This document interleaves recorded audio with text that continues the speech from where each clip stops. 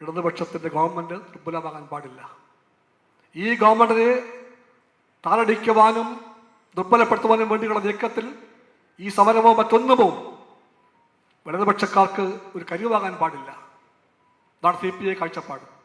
അതുകൊണ്ട് തന്നെ വിമർശിക്കുമ്പോഴും ഭാഷ പ്രധാനമാണ്.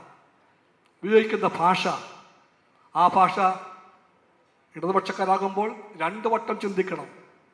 ആ ഭാഷയുടെ പ്രത്യാഘാതം എന്തായിരിക്കുമെന്ന്. ഇതെല്ലാം CPI പറയാൻ ശ്രമിച്ചിട്ടുണ്ട്. അതെല്ലാം പറയുമ്പോൾ CPIക്ക് അറിയാം LDF മാത്രമാണ് ശരി, LDF ആണ് മുമ്പോട്ട് പോകേണ്ടത്. അതാണ് പ്രതീക്ഷ. കേരളത്തിലെ എല്ലാ ജനങ്ങളുടെയും പ്രതീക്ഷയുടെ പ്രതീകമായി ഇന്നും നാളെയും ഉയർത്തിക്കാണിക്കേണ്ട LDFനെ ശക്തിപ്പെടുത്താൻ വേണ്ടി നിലപാടുകൾ CPI പറഞ്ഞിട്ടുണ്ട്. CPI നാളെയും പറയുമ്പോഴും CPIക്ക് അറിയാം ഈ മുന്നണിയും ഈ സഖ്യവും ദുർബലമാകാൻ പാടില്ല. ഇത് ശക്തിപ്പെട്ടേ തീരൂ. ഏറ്റവും ഒടുവിൽ പലരും ചോദിക്കുന്നു, എന്താ നിലപാടെന്ന് ചോദിക്കുന്നു. ഒന്ന് പറയട്ടെ, കേരളത്തിൻ്റെ LDFനെ നയിക്കുന്ന മുഖ്യമന്ത്രി, ആ മുഖ്യമന്ത്രിയെ ഒറ്റപ്പെടുത്തി ആക്രമിക്കാൻ വേണ്ടി ശ്രമിച്ചാലും കമ്മ്യൂണിസ്റ്റ് പാർട്ടി രാഷ്ട്രീയമായിട്ട് പറയും ആ മുഖ്യമന്ത്രിയെ സംരക്ഷിക്കാൻ ഞങ്ങൾ ഉണ്ടായിരിക്കുമെന്ന് പറയും. അത് ശരിയായ രാഷ്ട്രീയമാണെന്ന് CPIക്ക് അറിയാം. ഏതെങ്കിലും കമ്പനികൾ അവർ തമ്മിലുള്ള രാഷ്ട്രീയമായ സാമ്പത്തികമായ കൊടുക്കലുകളും വാങ്ങലുകളും ആ CPI വിഷയമല്ല, ട്രാൻസാക്ഷൻസാണ്. ആ ട്രാൻസാക്ഷൻസിൻ്റെ തെറ്റും ശരിയും തീരുമാനിക്കട്ടെ. പക്ഷെ അതിൻ്റെ പേര് പറഞ്ഞുകൊണ്ട് LDF ഗവൺമെൻറ്റിനെയും മുഖ്യമന്ത്രിയെയും ഒറ്റപ്പെടുത്തി ആക്രമിച്ച് ദുർബലമാക്കാമെന്ന് വ്യാപകമുള്ള ആരെങ്കിലും ഉണ്ടെങ്കിൽ അവർക്ക് മുമ്പിൽ കമ്മ്യൂണിസ്റ്റ് പാർട്ടി പറയുന്നു, ഒറ്റപ്പെടുത്താൻ ഞങ്ങൾ സമ്മതിക്കില്ല. LDF ഗവൺമെൻറ് തീർച്ചയായിട്ടും മുന്നോട്ട് പോകണം. നയിക്കേണ്ട നേതാവിൻ്റെ പേര് സഖാവ് പിണറായി വിജയൻ എന്നാണ്. അദ്ദേഹത്തിൻ്റെ പ്രാധാന്യം CPIക്ക് അറിയാം.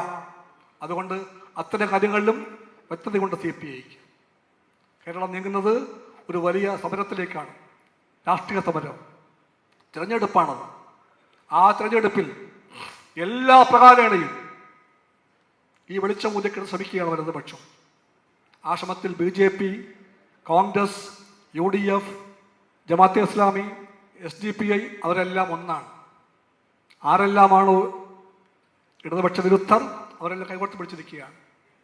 അവർക്കെല്ലാം ഉള്ള ഒന്നാമത്തെ നോട്ടപ്പുള്ളിയാണ് LDF ഗവൺമെൻറ്. ഈ ഗവൺമെൻറ്റിനെ തകർക്കാൻ സമ്മതിക്കാൻ പാടില്ല. ഈ ഗവൺമെൻറ് മുന്നോട്ട് പോയേ തീരൂ.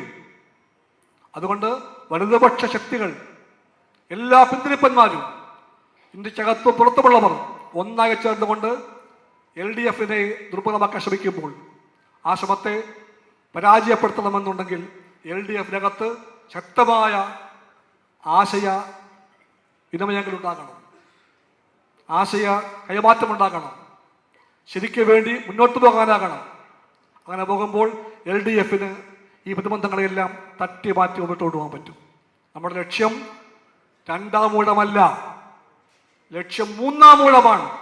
ആ 3ാം ഊഴം ഉണ്ടാക്കാൻ നാം ശ്രമിക്കുമ്പോൾ അതിൽ പ്രധാനപ്പെട്ട ഒന്നാണ് വരാൻ പോകുന്ന തിരഞ്ഞെടുപ്പ്. നമുക്കറിയാം അത് ലോക്കൽ സെൽഫ് ഗവൺമെൻറ്റുകളുടേത് നടക്കാൻ പോകുന്നത് മിക്കവാറും നവംബറിലായിരിക്കും, ഡിസംബറിലായിരിക്കും. നവംബറിൽ അതിൻ്റെ പ്രഖ്യാപനം വരുമെന്നറിയുന്നു.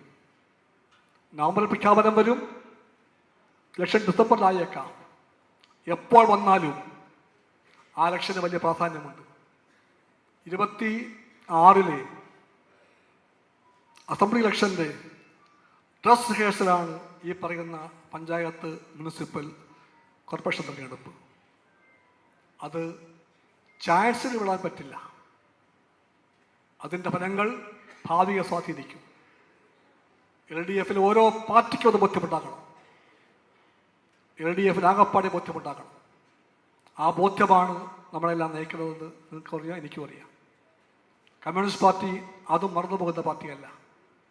അതുകൊണ്ട് നവംബറിലോ ഡിസംബറിലോ വരട്ടെ പഞ്ചായത്ത് ഇലക്ഷൻ, ഏപ്രിലോ മെയ്യിലോ വരട്ടെ അസംബ്ലി ഇലക്ഷൻ, നാം സജ്ജമാകണം.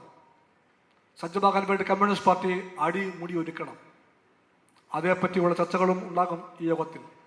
ആ അർത്ഥത്തിൽ ഈ കൺവെൻഷൻ ഒരു രാഷ്ട്രീയം പറയുന്ന കൺവെൻഷൻ മാത്രമല്ല.